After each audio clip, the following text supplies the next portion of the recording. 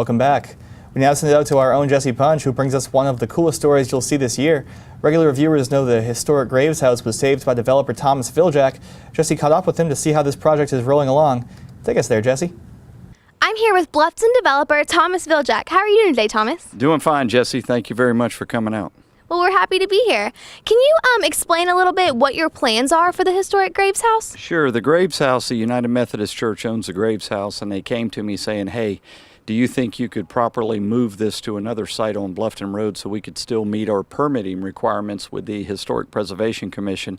So along with the vestry and Court Atkins Architects, William and James, we put a quick plan together to try to stabilize the home and get it ready to move, which we're several weeks out right now from moving it. We're going to move it up to the corner of Calhoun and Lawrence Streets on the Michael Hahn's property, which I think everybody's familiar with. It's got a beautiful oak tree. I think that will accent the house when we finish it out. But more importantly, we are donating a room to the Bluffton Farmers Market so they have a physical location to be able to operate out of.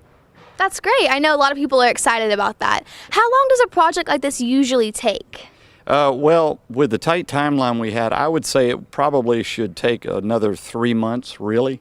But we have hit it hard, and the church had a very small budget to work with. But, you know, we all teamed up, we worked together, and made it happen. And I really appreciate the folks that have come to bat, being Court Atkins Architects in the church, and Graco Home Supply. They really came to bat with all the materials used for the stabilization.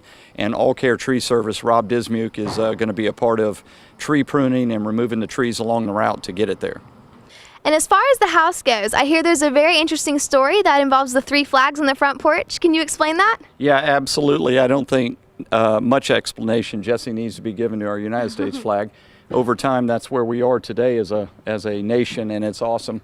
But more importantly, we have our Palmetto State flag, which came after the big red Citadel flag to our left. And I think that the big red is significant in that first shots of the Civil War, actually, that flag was rose by 50 Citadel cadets. And the significance of the secession period goes back that far with the Citadel and the cadets.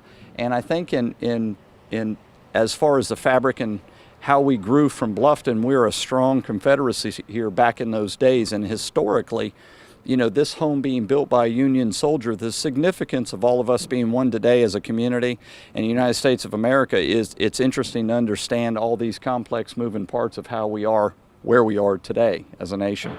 Right. Well, I know there's a lot of history that goes into this house, and so a lot of people are anxious to see how the Graves house goes. So thank you very much. Thank you, Jesse. Appreciate it.